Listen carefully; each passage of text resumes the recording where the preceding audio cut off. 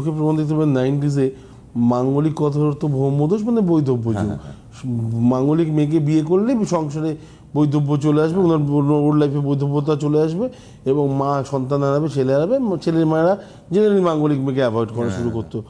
2000 সালের পর থেকে আপনি দেখুন মাঙ্গলিক মেয়েদের আমি এখনো পর্যন্ত রেয়ার একখানা পেয়েছি বা দুটো পেয়েছি, ছেলেরা মারা যায় না, ডিভোর্স হয়। আপনি কোর্টে গিয়ে দেখুন 2000 সাল থেকে 2010 সাল অবধি সব থেকে বেশি ডিভোর্সের কেস আছে মাঙ্গলিকের ক্ষেত্রে। আচ্ছা, এটা গেল একটা। 2010-এর পর থেকে কোথাও না কোথাও একটু জটুক বিচারের প্রচলনটা এসছে কম বেশি, এখন সেটা অনেক বেশি এসছে। তো সেই জায়গাতে দেখবেন আস্তে আস্তে সেইটাও কমবে।